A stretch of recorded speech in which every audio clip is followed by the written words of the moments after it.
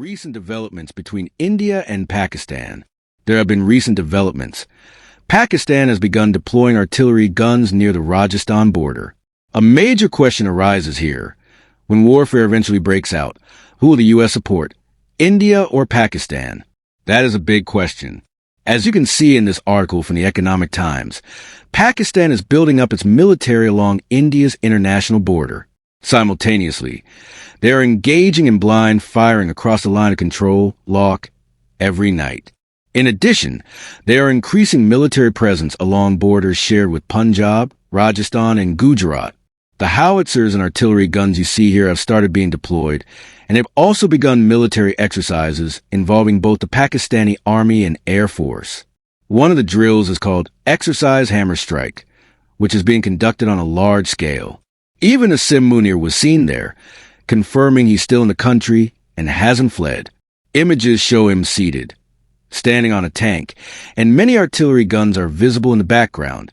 Pakistan appears to be practicing more for offense than defense.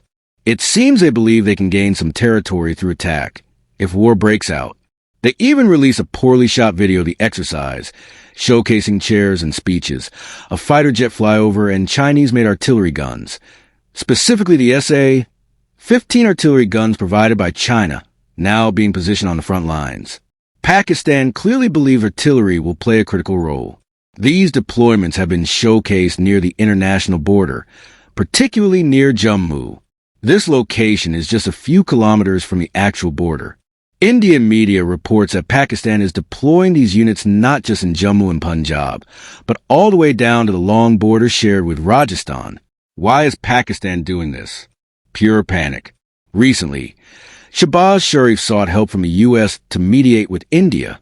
Despite these efforts, firing continues at the LOC. Pakistani MPs have made highly communal remarks in their parliament, even referencing the Babri Masjid.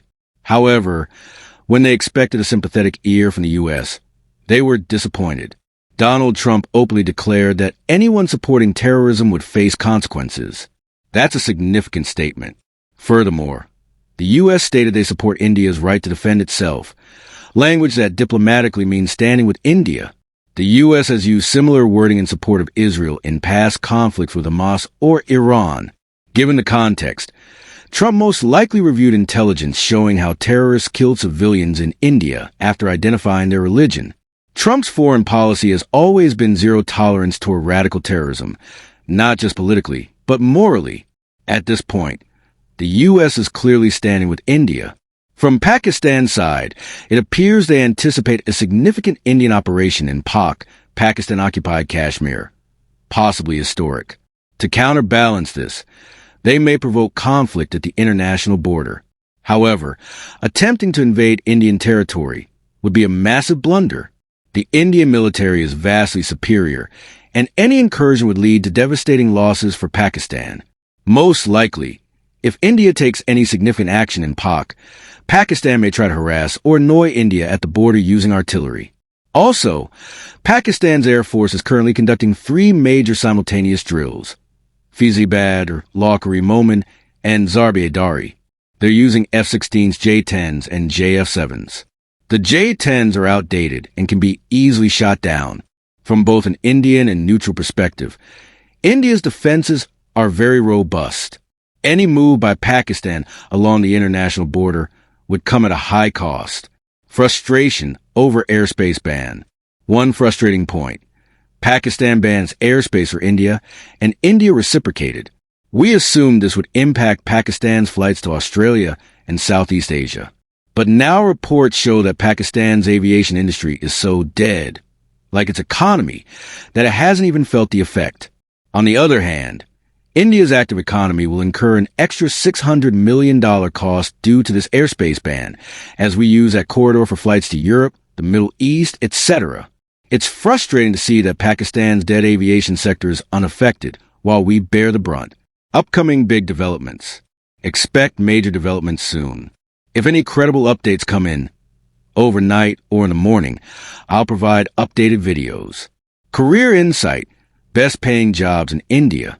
Have you ever wondered which sectors in India offer the best paying jobs on average?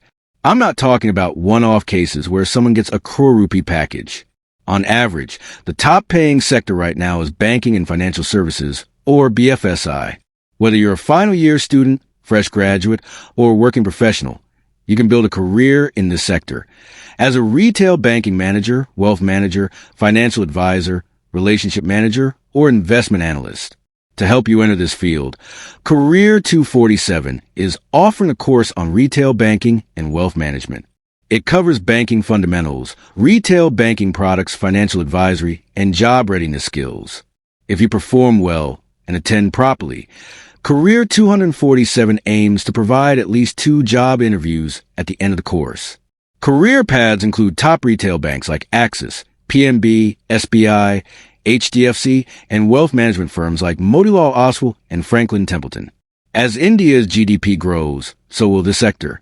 A unique part of the course is preparation for the NISM, National Institute of Securities Markets, certificate, essential for a career in wealth management. You'll be guided on how to pass this offline exam and get certified. To enroll, go to the comments section of the Career 247 video. Click on the provided link and fill out your name, email, and phone number. Enter the code PD10 for a discount. The listed fee is 30,000 Indian rupees, but applying the code will get you an additional discount.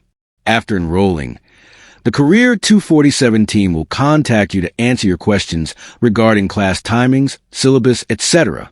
If this field excites you, this could be your entry into retail banking and wealth management.